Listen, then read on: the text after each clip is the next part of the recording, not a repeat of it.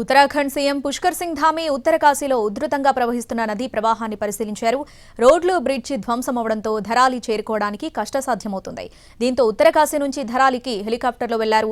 ఆకస్మిక వరదలతో ధ్వంసమైన ధరాలి గ్రామాన్ని ఏరియల్ వ్యూ చేశారు. ధరాలి గ్రామంలో సహాయక చర్యలు కొనసాగుతున్నాయన్నారు సీఎం ధామీ. 3 ఎస్పీల ఆధ్వర్యంలో 10 మంది డీఎస్పీలతో కలిపి 160 మంది పోలీసులు సహాయక చర్యల్లో పాల్గొంటున్నారని తెలిపారు.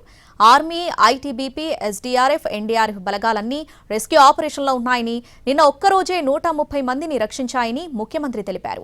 వాతావరణం కాస్త మెరుగుపడ్డాక గల్లంతైన వారి కోసం హెలికాప్టర్లలోనూ గాలింపు చర్యలు కొనసాగుతాయన్నారు. బాధితులకు ఆహార పొట్లాలు అందుతున్నాయన్నారు. చికిత్స అందించేందుకు వైద్యుల బృందం సిద్ధంగా ఉందని తెలిపారు సీఎం ధామీ. కొండ చర్యలు విరిగిపడి వరద బురద పేరుకుపోవడంతో ధరాలిలో విద్యుత్ సరఫరా, ఫోన్ సేవలు నిలిచిపోయాయి. దీంతో యుద్ధ ప్రాతిపదికన విద్యుత్ పునరుద్ధరణకు పనులు జరుగుతున్నాయన్నారు సీఎం ధామీ.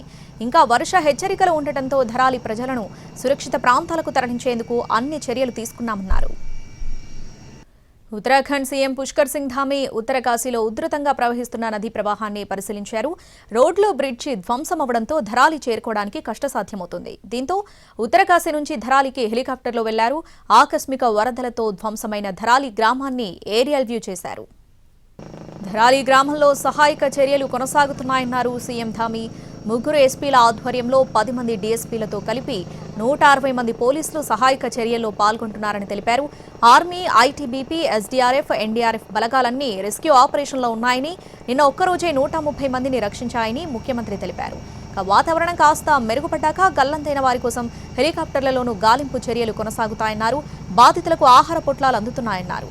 చికిత్స అందించేందుకు వైద్యుల బృందం సిద్ధంగా ఉందని తెలిపారు సీఎం ధామీ.